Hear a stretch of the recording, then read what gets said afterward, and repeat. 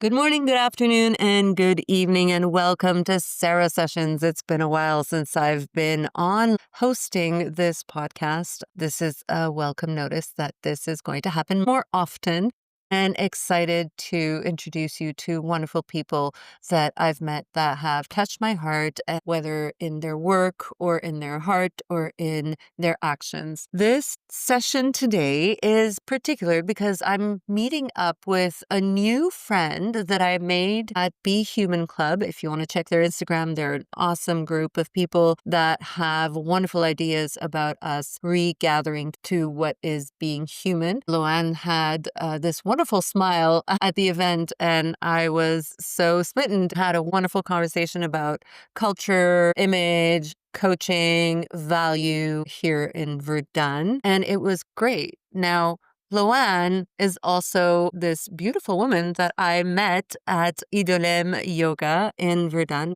It was just her smile and her glow. Some people just have that energy and that chemistry that we connect to. And I'm so glad that you're here. Thank you so much for accepting my invitation. Loann is a coach that helps you discover your gifts, and she's also the host of Luna Gatherings. So let me ask you, Loann, how you doing today?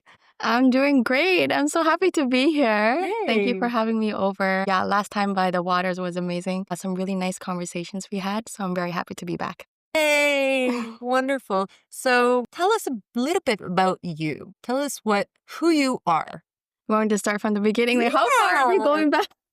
However far you want, our struggles are often what make us stronger, and it is what allows us to go further and Mm. see much wider and brighter because we've been through them. And this is what makes you such a great coach. Mm. You've been through quite a process. You've gone back to Vietnam. You've built your business. You've been doing this for a while, Yeah. So tell me a little bit about that because you say it so much better than I do. Yeah, thank you for that question. I would say my second life really started back of around 5 to 6 years ago. That was 2008, 17, I would say. Before that was, in the corporate world, I was living life, based on how we know or what was told life should be. And around 2017, that feeling where I felt like this can't be it. Like there must be more out there. But I was feeling very sad, and I didn't know why.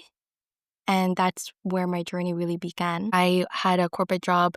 I learned a lot. It sounded important, which is what we were told to do, to get a job that sounded important. And I had a long-term relationship with my boyfriend back then, 5 years, and I had friends, and everything seemed, it should have been okay. Like I had everything that you one think should have to be happy, but I was so deeply, miserably comfortable. I was miserably comfortable, and I was not happy, and I didn't know why. And so that's where I started going into the personal development world and went to a bunch of different programs, including Tony Robbins, including Landmark. And a lot of the programs would ask, what do you want? Find out what you want and go for it. And when I look at the list of the things that I wrote down, they looked like words. I didn't know why I wanted these things. And soon I found out that I wanted these things because the culture, the society told me I should want these things. Want them? I don't know. Do I really want them? I don't know. And that led me on a more spiritual path. And that's where my spiritual journey started. I went to do silent retreat. Vipassana was one of them. Really got into the spiritual community where people were asking bigger questions. One of the programs I also did was to discover my gifts as well. And it was a spiritual journey that really got me to look much deeper within, to understand who I truly am and what did that mean. And what does it mean for this life that I'm walking and living? And yeah, so that's where my journey really started. And I would say ever since that, I have to say I'm in a much better place than I was back then.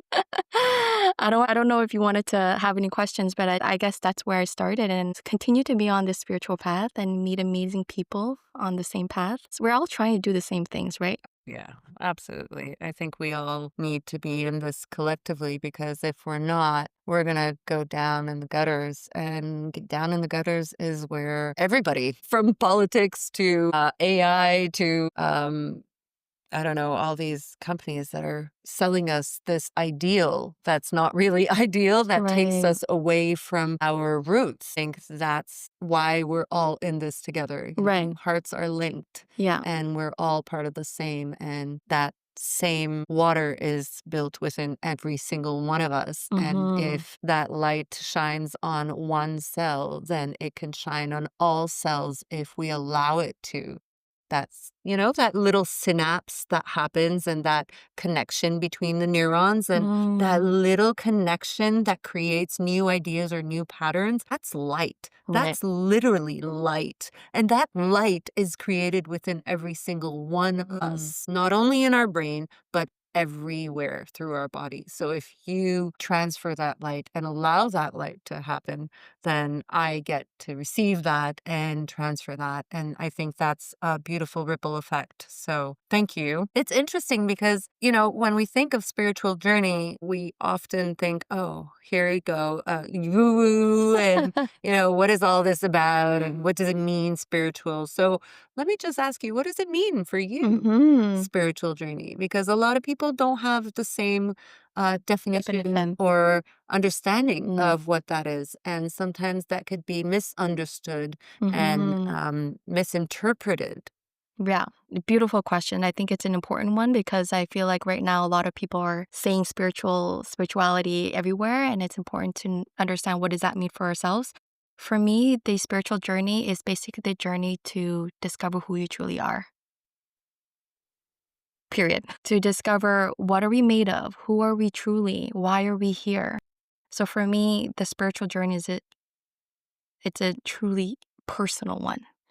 My spiritual journey is going to look very different from yours and anyone else in this world. And so, yeah, that's for me what the spiritual journey is to discover who you truly are. And that's a journey that we will go on an entire lifetime to discover. And on this journey, you're going to hear a lot of people say a lot of things, like you were saying, like everyone has their own definition, but also they're, projecting their Projection. own understanding, ideologies, concepts, ideas, opinions. And so it's truly important for you to understand who you truly are, like you understand that to be able to decipher, to decide, to choose and feel aligned, with your choices. I've been doing this for at least half my life before where I was just following what others were telling me to do. What my family, my society, my culture. And only when I looked further within or went on the spiritual path, and that path, which is the one we're talking about, is that journey of really understanding and discovering and finding out or even creating what is it that you want in life. Creating. It's one thing to discover who you are, Mm-hmm. know and understand your family, your culture, your society, to be able to find your place in it. And it's another thing to create who you are becoming. Right. So I love that you brought that to the table. There's a few questions that I have. I'm not quite sure where you'd like to go. I think the creativity within us is unlimited. It's so expansive. But yet it seems like we tend to fall back on old patterns, right? And you have taken yourself out of those old patterns. What do you think are the maybe 3 or 5 different things that helped you get out of your pattern or recognize that you were in a pattern that was comfortably miserable? Yeah, when we're in that pattern, it's so hard for us to even catch ourselves, right? So the first thing I would say is definitely find some awareness. If you're not feeling good, listen to that. If there is something that's going on in your life, or someone says something and you don't feel good about it, basically, if there's something that is not going well, listen to that. Don't just sit there and accept it, or don't just think that, oh, this is how life should be. Like question, find that awareness. I would say that is one. I think just having that awareness first is where it starts. So It's you're talking about listening to it and having the awareness of where you are. What if you get caught up in, oh my God, I'm in this situation and it's always the same, and oh my God, and people lose themselves in that. Yeah. So how do you get out of that losing yourself? How did you do? First thing that I found really helpful was to change my environment because I felt like the environment that I was in, I was surrounded by friends and family that all know me to be who I am. all know me to me who I grew up to be and who I was basically. And so it's really hard to change when you're in that environment because everyone pretty much say, this is who you are, this is how I know you to be, and that's how it should be. So breaking out of that is hard. It's gonna be hard. Some people can do it, but it's a lot harder. So for me, changing my environment really helped me. And that could mean meeting new people, changing the group of friends, go to, an interest group that you haven't gone to before, or completely change environment in terms of go to a new country, visit, go on retreats. So I find changing your environment helps you to break out of that. It's called when we're outside of a comfort zone, when we're outside of what we know to be every day, we start being exposed to things that, we weren't exposed to before, and it's easier to see yourself. When someone else does something differently, when you're in another culture and they do certain things and you're from another culture, so you'll be, oh, why did they do it that way? Because this is how I do it. And so that's when you start questioning, why do I do it this way when they do it that way? And you start observing and trying to understand what are the differences and do you like how you're doing things or is there a better way? So I find changing your environment is one powerful and very simple way to start changing your life or start doing something different. Taking that awareness and doing something about it. Exactly. Right. And what are the few other steps that brought you to pattern interrupt? For me back then, the gratitude journal, I did it for a year. I would say doing that gratitude journey for 1 year really rewired my brain. It helped me see life very differently. When you do it as a practice every day, you're allowing your brain to focus on something more positive and something more good. At the beginning, it's very tedious and you find yourself repeating the same things. But eventually, when you continue, you start noticing different things and you start writing different things on your journal. So I really saw the difference in a year after doing that. And you start seeing life very differently. You start noticing different things and you don't automatically look at the negative right away. And you start noticing, possibilities or, oh my God, that's great. And even in the smallest things, you start noticing the good side of it. So I would say the gratitude journal in the beginning of my journey was very powerful. The other thing was meditation. When I was in the personal development world, I hear that a lot, like be present, meditate. And I didn't know why. And it was really hard to be present. Like, what does it mean to be present when you haven't experienced that, right? And I would catch myself in a conversation. My mind would be running all over the place. Like the person's in front of me talking, but my mind is somewhere else. And I knew, okay, I don't think I'm being very present right now. And it was Vipassana, the meditation retreat, 10-day meditation retreat, that really taught me how to do that. So the first 2 days was, I don't know if you're Oh familiar. God, it was fantastic. I think everybody should go to Vipassana. I found that it was difficult for the first 2, 3 days, and then I got into a more centered space of acceptance.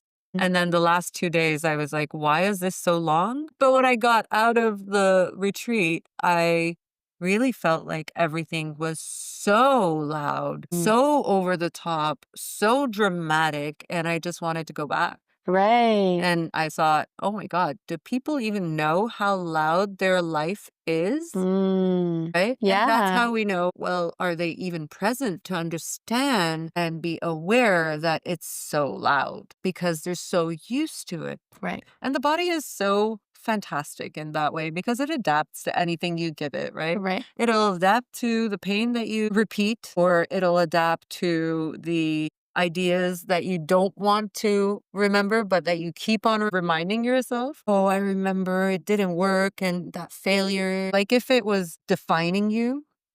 And then there are different stages, I think, at the Vipassana retreat that insightful, but also challenging.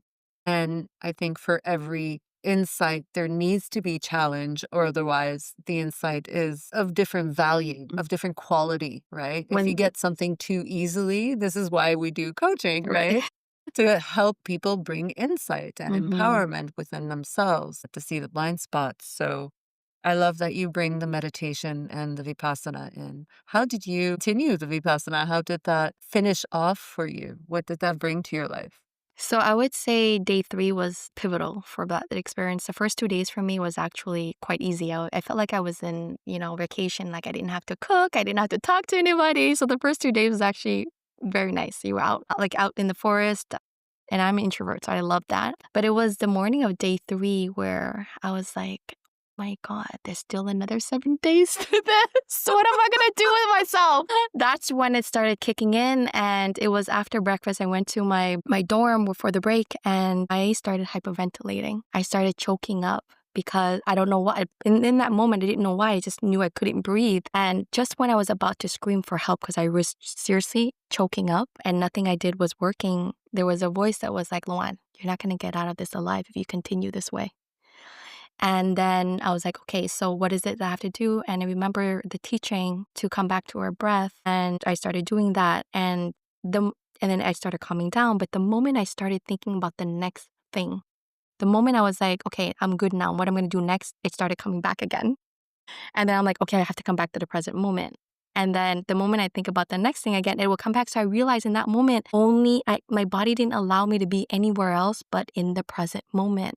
And that was when I learned how to be present. I didn't know how to do that before. Day 3 was game changer for me. And after that, I saw everything differently. I was excited to go brush my teeth because there was something to do. I loved the food. They were serving vegetarian food. And before that, I was not a vegetarian. I didn't know how to enjoy that. That's where I really enjoyed it because now I had time and the space to really taste everything. And I remember we would take walks out in the forest. And that day when I went out to the forest, I realized I was not in the same forest I was the day before. The forest was, I remember yeah, exactly what you're describing. yeah. I wasn't aware, I wasn't present to that forest before, but that day after that episode that I had, it was a different forest. I recognized every little detail that was not there before, and I was so present to it. So everything just looked very differently after that day, and I really appreciated that. And I had so many other moments of ahas, and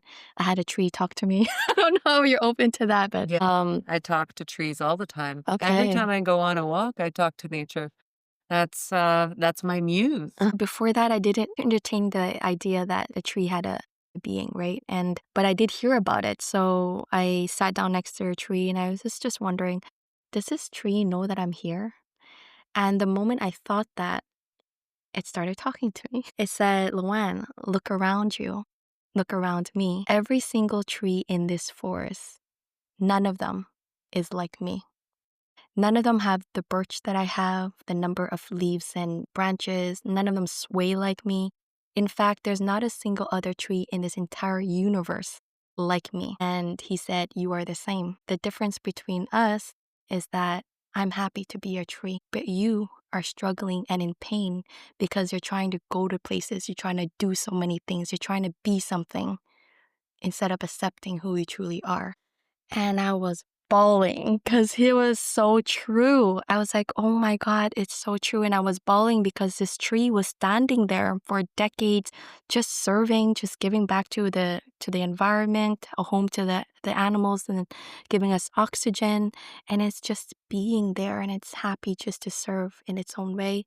And here I am trying to do so many things. And it's true, I was struggling, I was suffering. I was bawling there, and that message really hit hard. I didn't expect that. And I don't tell this to everybody because some people don't believe in that. But yeah, I got that message from the tree that day. I love that. I really believe in the power that trees have to heal us and to guide us. The fact that their roots are so deep are actually communicating underground with all the other trees and beings. And that's a lot of wisdom. And Yeah. to think that we can't receive that wisdom by just sitting by a tree on its roots or with our back to the tree or just hugging the tree, to think that that energy is not entering us and changing us is very ignorant.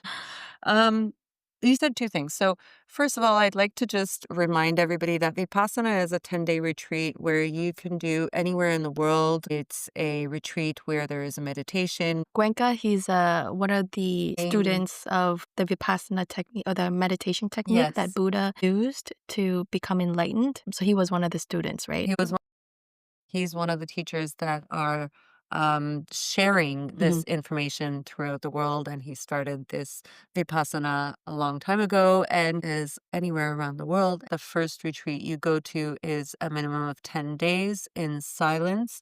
You eat twice. You eat first thing in the morning for breakfast, and you eat lunch, and in the evening it's tea.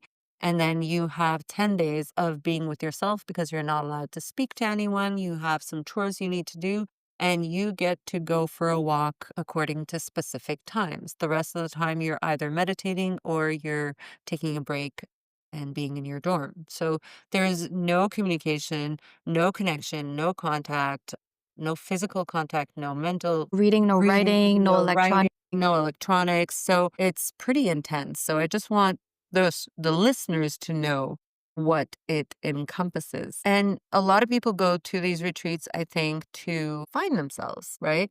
To hear those voices that are inside, or to challenge themselves, or to give themselves space and presence so that they can understand and be with rather than do, and towards the outside. But this time it's towards the inside to, I think, challenge our mental space and mental capacity of shifting our thought processes, or discovering or just becoming aware of our thought processes that happen when we allow our mind to ruminate and have Mhm. mental masturbation. Yeah, Honestly, we all do, at right. times in our lives, but it's a really great experience to have for anybody that hasn't had it.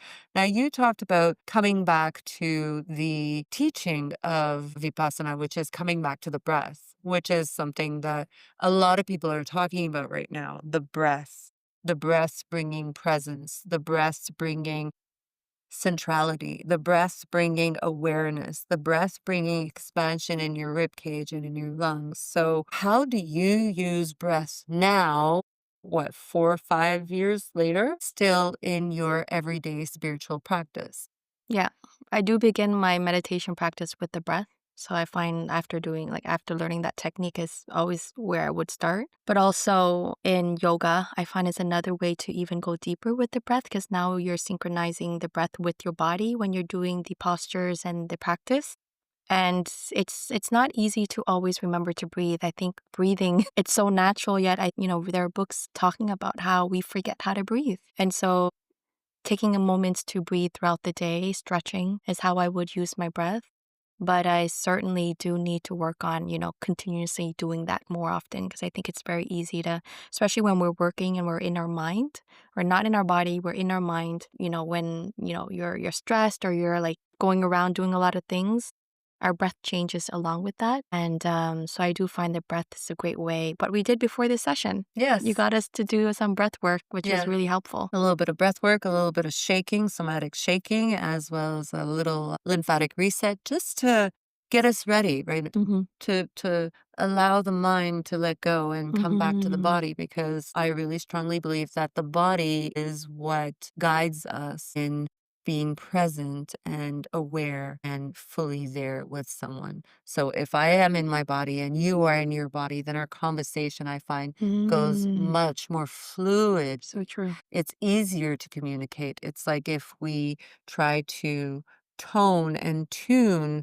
the strings of our guitars so that they match and Mm. complete each other, right? Yeah, Even in conversation. yeah. So I I love love, that analogy. yeah. Yeah, like Um, instruments. and I think in the breath, the slowing down of our mind brings awareness to the breath. When I am fully in my breath, I feel my body. I feel the expansion of my rib cage. I feel the coming up and down of my diaphragm, massaging my organs, my liver, my spleen, my digestive system. Sometimes I try to bring my breath all the way down to my pelvic floor and all the way up to my pineal gland so I can use the breath to manifest the energy that I need and that I desire, whether it's to calm down, whether it's to warm up, whether it's to release stagnant emotion, or to just get ready for activating my body, right? Mm-hmm. To have a really good workout. So the breath is really, really powerful for those that have not had the chance to explore it. I love that Loann brought up such an important topic that brings us back to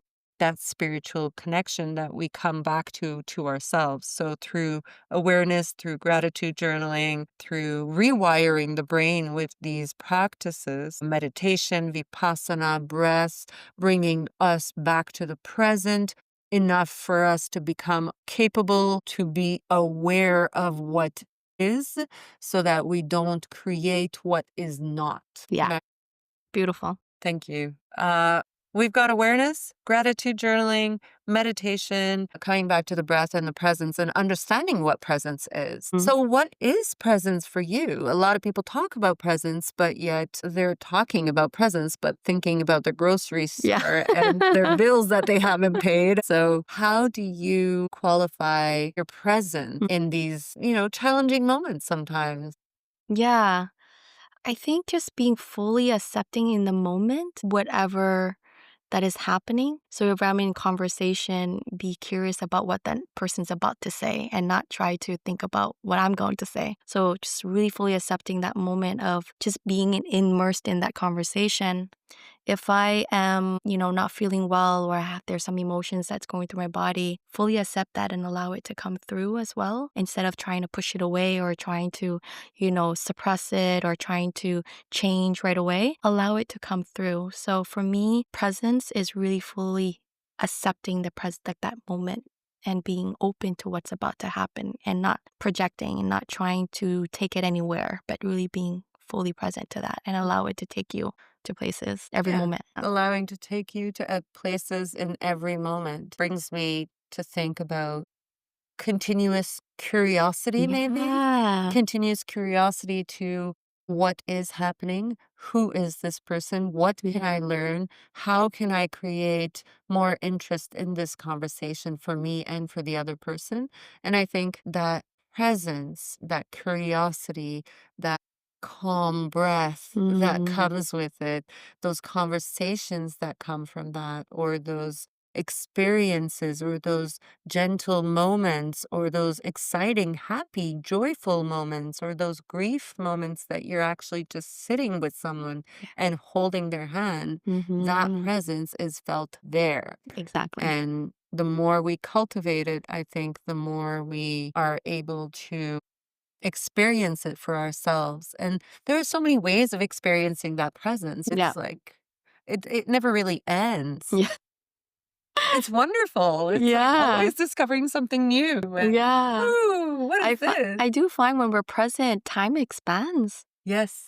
It's like, whenever I feel like I don't have time, like just meditate for 5 minutes. You'll see how much time you have, like just sitting still for 5 minutes is tough. It's hard. But like, yeah, when we are so present, it feels like time just expands and there's so much that's happening in that moment. And like you said, just to be curious to see, what's about to happen or what that moment is giving is fascinating. Like, I love that. Yes, absolutely. Um, that presence, it's really fun to have it when other people are there as well, because it's easier to not fall into being present to all the junk that's in our mind and those Mhm. drawers that are open and the thousands of tabs and notes that are, floating around in the back of our mind constantly. How do you become more present to yourself and to your mind to calm that down? Because that's part of the meditation. And I know Yeah. that a lot of our listeners might be struggling with that. I know a lot of people that want to meditate, Yeah. that want to be with their breath, and that want to be in that presence and experience that, but that have such a hard time just getting out of their Head. head or Hmm. even making peace and friends with their mind and accepting what is coming and what is there Yeah. just as this is just the thought. Right. So, how do you do it for yourself? Yeah. I think the first thing to understand is why do we meditate and like we were talking about what is presence and what is being present. When we practice meditation, it's from my understanding it's the practice of focus to concentrate on one thing. That is meditation. So there's many forms of it. If you don't like sitting down and meditating, then there are people who practice their meditation through, yoga, or they use different objects or maybe different senses to help them get present. So you could light up a candle and just watch the flame dance and just focusing on that one thing. That's a form of meditation. Maybe this is why people chant, right? This is why people just repeat the same sentence or the same word. That is a form of meditation because you're focusing on one thing. For some people, just jog, and focusing that one exercise or that one movement, that's a form of meditation. So finding your form of meditation or your form of focus and practicing that every day is pretty much, different variations of meditation. It's just that practice of being focused on one thing. And what does that do for you? It helps you to remove distractions. It's the practice of just focusing instead of being distracted or being pulled in so many different directions. So the example we used when we were having conversation and your mind is somewhere else is because you're distracted, right? I would say that is what understanding why you're meditating is really helpful, to just find something where you can practice your focus. And this will serve you in so many ways, not just in conversations and to be present to that, but also when you want to get productive. People who are productive, they're focusing on one thing and they're completing that until it's done, right? So you can be more productive, you can be more present in conversation, and also just being very aware of what's happening in the moment, whether it's in your body, what's in your emotions, what's happening in front of you. It serves you in so many ways. So I would say anything that allows you to practice focus is practicing your meditation. And again, the word practice is also very important because Yes. it takes practice. Like even the monk, the first time he sat down, it wasn't easy at all. So to bring in compassion for yourself, that all because when you sit down, your mind wanders doesn't mean you're bad at meditation. It's just our mind is not meant to, you know, it's It's not meant to get all these mini videos from TikTok that's helping us rot our mind, right. or these many quick videos and stories on Instagram, or the thousands of Yeah. ads that are coming at us after we just search something on Google, or this phone that's listening to us that's sending us little hints about Nudges. or things that it wants us to buy because we said something Yeah. in a conversation that our phone happened to hear. So AI, is actually fantastic in so many ways, but it has taken our attention and presence and awareness away. And if we're not careful and mindful of how we use AI or these tools that are there to keep us, I don't know, entertained, informed, connected, but actually keep us disconnected, are for us to use, not for us to be used by them, Yeah. which is really, really important. And I think that you're right, that practice is not only a practice that you do one day a week. And Yeah. then, I'm done. I've done my practice today. I'm done for the week. It not think, but learn how to be in your Mm. body, how to have eyes in every single part of your being, in your muscles, in your joints, in your fascia, in your lymph, in your Mm. blood, in your heart. And to feel that, to have the experience to feel that makes you more embodied as a person. And what does that do? That creates a lot more light in you. So you could always tell if somebody is embodied and present in a moment, or Hmm. if they're Somewhere else. somewhere completely different. How has that changed your relationship and dynamic in relationships? Yeah. So how has that shifted how you show up in the world? Wow, where do I even begin? It's just such a great topic. For me, specifically in my personal journey, that feeling that I'm not worthy or I'm not good enough in so many ways, because, in my culture, there was my parents, they just, Asian parents, very stereotypical Asian parents who expected a lot from you. And so I kind of grew up with that teaching being repeated to me, that it's never enough. You have to do more, you didn't complete more. So my parents and I came to Canada when I was 3. I was a refugee baby when I came here. My parents had to work a lot, and that meant that I had to be more mature and had more responsibilities than, a 3-year-old should have. I had to take care of my sister, who was 2 years younger than me when we arrived. I remember at 5 years old, I was cooking rice and I had to prepare food while my parents were working really hard. They didn't know how to speak English, right, when we first came. So they just worked a lot of labor, very labor intensive type of work. And so I had to kind of be the best that I can so I can give back to my parents to grow up. And in that, there was a lot of pressure, a lot of expectations. And I had to be the best role model for my sister. And that didn't allow me to really live my childhood as a child would like to if they were to be fully developed in a healthy way. And so a lot of lack of sense self-worth was very present in my psyche growing up. Uh, so when I go through speaking about this practice, that was one thing that brought more, that I was able to bring more into my being, is a sense of compassion for self, accepting more of what I've been given and how I worked with that and make the most out of that. And not allow the past to further or continue to dictate how I want to be in this world. So the practice that we do, whether it's meditation, whether it's taking care of ourselves, whether it's self-compassion, all that is just bring more awareness so I can in every moment choose better, choose aligned actions or make decisions that feel aligned to me. And that also includes saying no, setting boundaries. Because I think that if I have that for myself, I can be more for others that I want to be with or want to spend time with or with people who I feel aligned with. Just being able to have that self-compassion for myself, that self-acceptance for myself, then I would be able to offer that to the people in my life, whether it's with my family or with my friends or with my colleagues. And it would also bring about more healthy and kind conversations when we have that awareness and compassion for ourselves. So all this is part of that practice, right? And again, it doesn't happen overnight. So I would say that would be one of the biggest, if I could kind of like not go on a tangent, but really bring it back to that, is this practice helps you to bring that awareness so you can see what's truly happening. You're triggered, or if you're acting from a past trauma, Or w- through emotion or or feeling.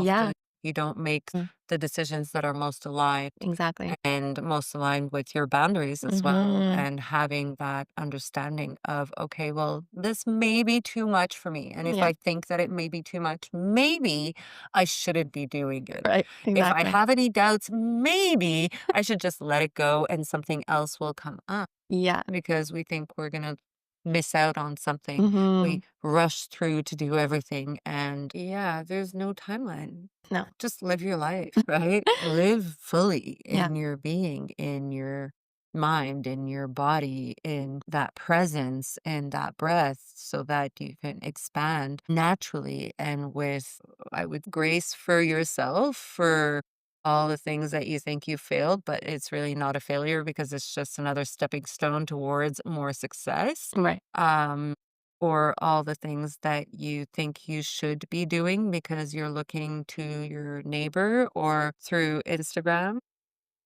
They're or culprits.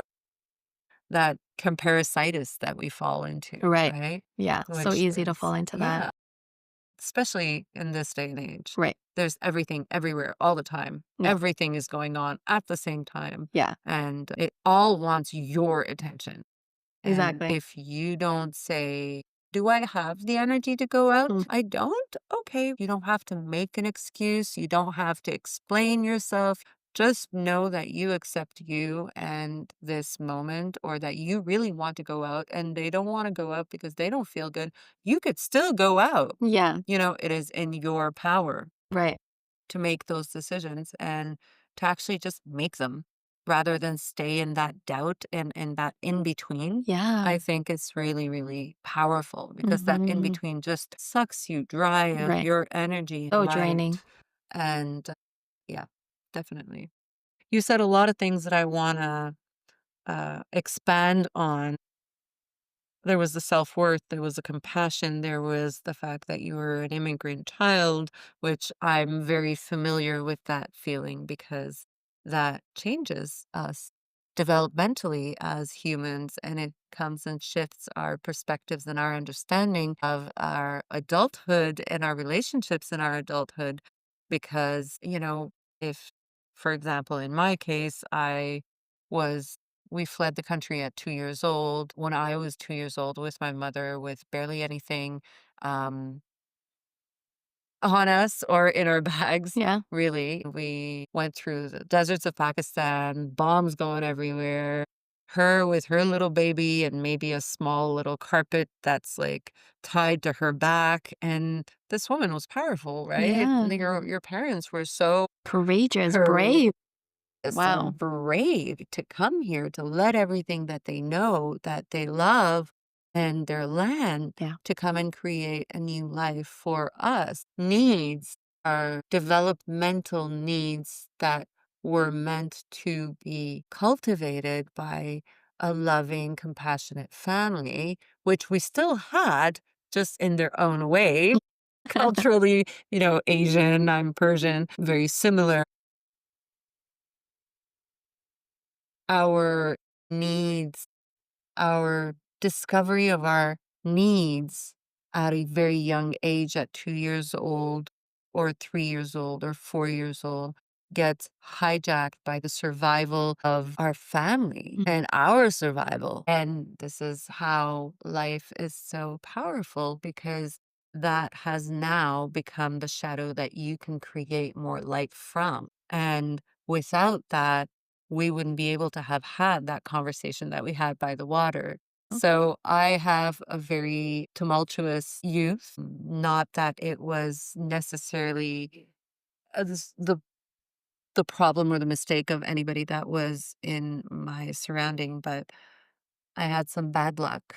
Let's just call it that. Yeah. And that really changed me as well. So I Mhm. understand the immigration and the compassion for yourself and how that shifts our self worth, really Mhm. shifts our self worth as a child. So it's so important for the parents out there to really be more aware and present to their children. Put those phones away, put those tablets away. Make sure you just go for a walk around the corner and Yeah. look at the leaf that's on the floor, or throw that pebble and maybe discover a little more of your inner child that's missing and that's tired of not showing up because you're so busy with everything and Right. work is so important, right? So there's a lot of things here: self worth, compassion, immigration, refugee, leaving the culture, creating a new culture, having that triple identity. So Mhm. the person that you are, the person that they want you to be in that culture, and the person that you're becoming in this culture here so that you can adapt to the new society. Yeah, that's a lot, A right? lot. That's a lot of moving pieces. And it's not only you and me, it's a lot of people that are out there that live this, I'm going to say, duality, for a lack of better word, in their life. And that comes and affects our confidence and, yes, our Mhm. self worth. Yes, our compassion towards ourselves and maybe even towards our families, Mhm. because we're so upset that we didn't have the childhood we wanted. And I think that awareness and that meditative state of coming back to the breath and becoming aware of what is true, what is true for them, Mhm. and what is the truth, Right. right? It's Yeah. very different. It's very different. Yeah. And I think that keeping all of that in mind for anybody that's listening out there that's struggling with something that is challenging them from their past or their present, or something that's going to happen, just keep in mind that this moment in time is going to change. Nothing stays the same ever.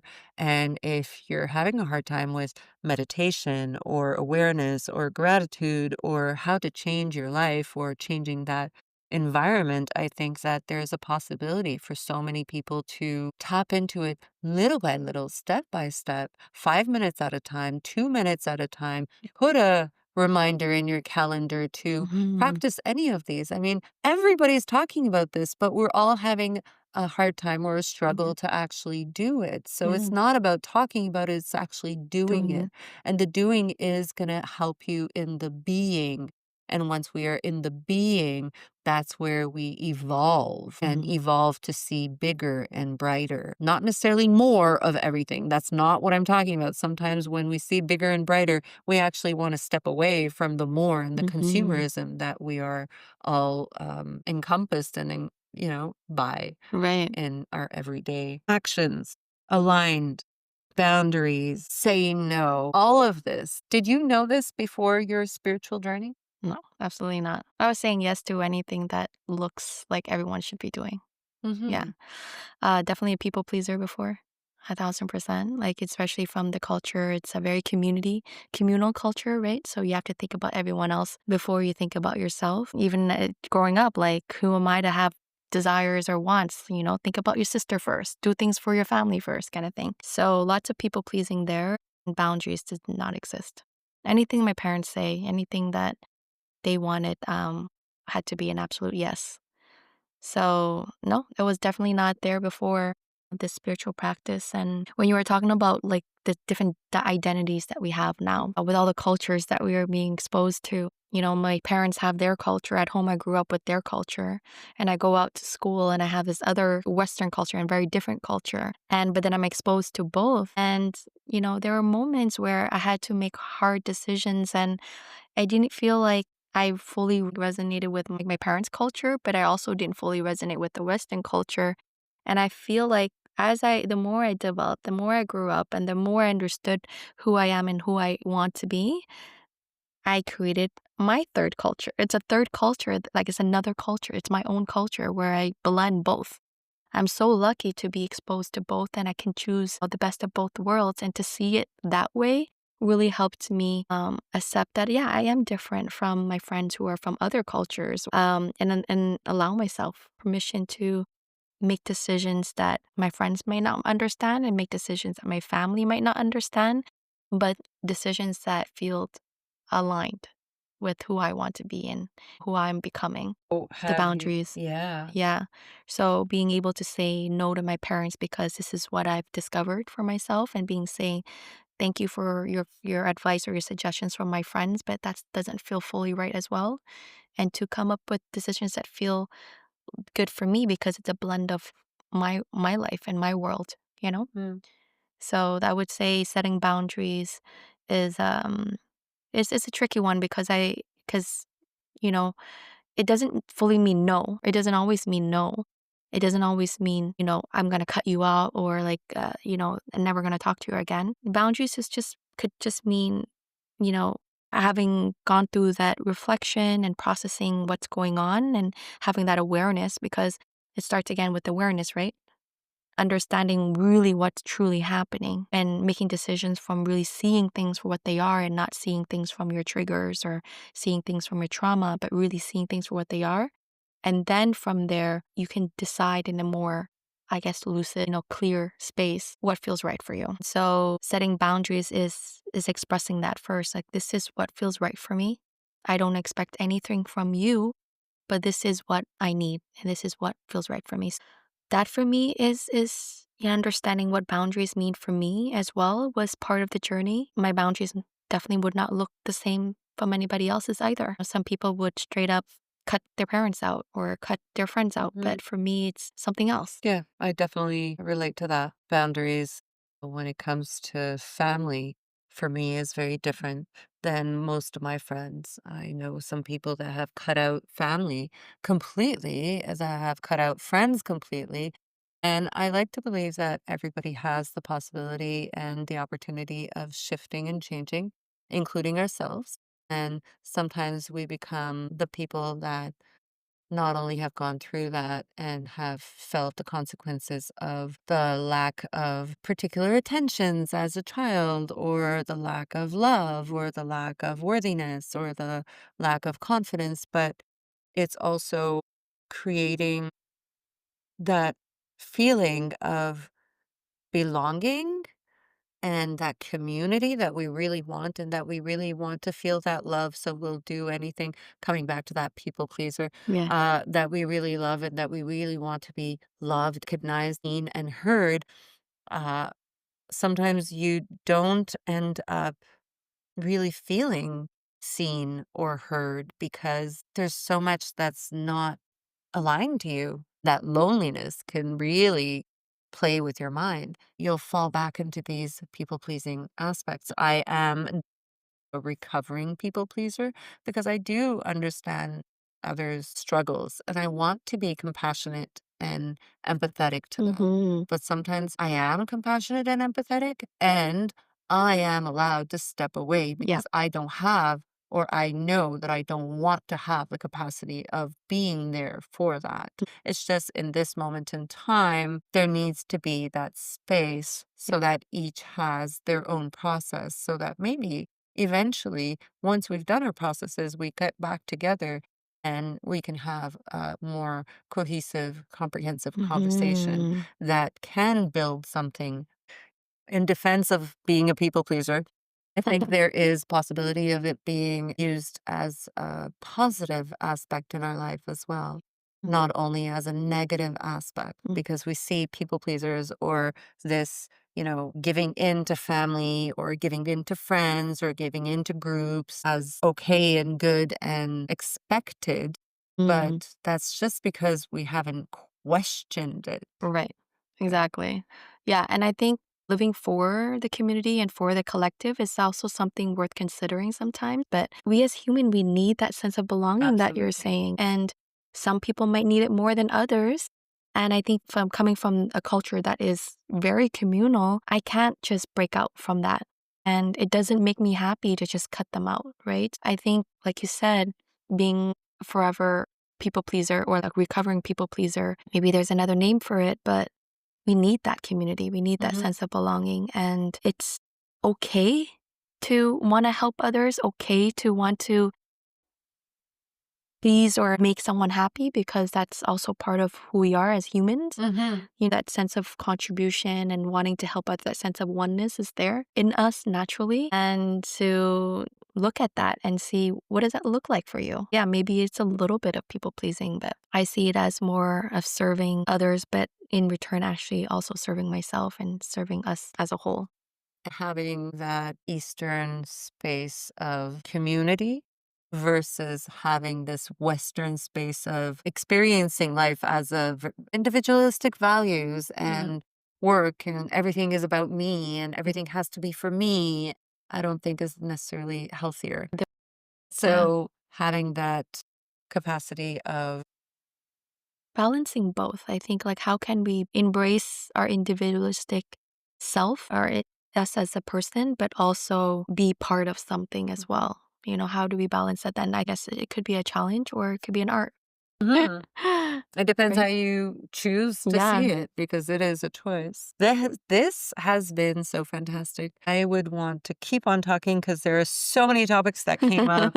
And I think that they're really important. So I hope you'll be welcoming my invitation for you to come Yeah, I back. would love to. I love this. Thank you. I like it to be very open and easy and expansive in the way we talk because, a conversation that I want to hear is not necessarily a interview conversation. I think there's a lot more depth to a Hmm. conversation that is ad lib and in connection to each other and to our society and our world that we live Hmm. in. So thank you for being such a wonderful guest. And yes, you will be coming back. It's a yes Um, already. Yeah.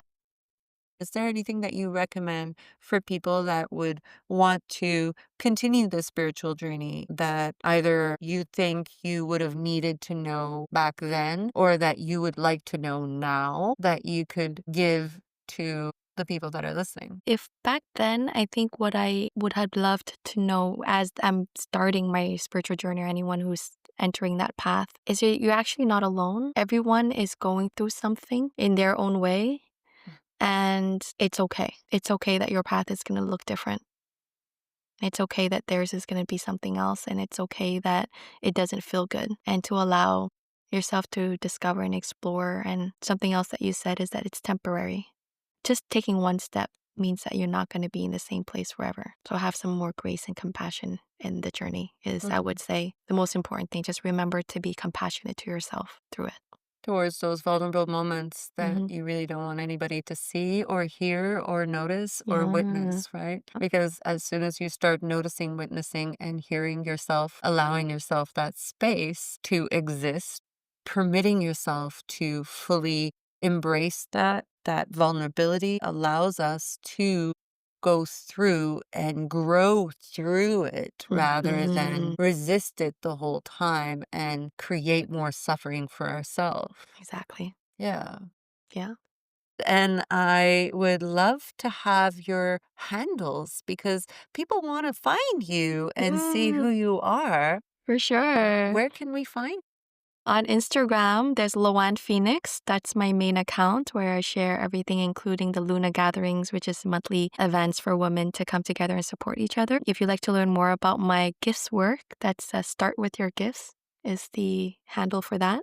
Start with your gifts. StartWuith, YOURGIFTS.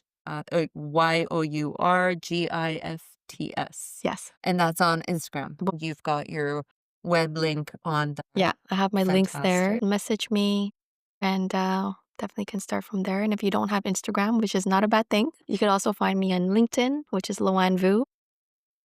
LOANNV.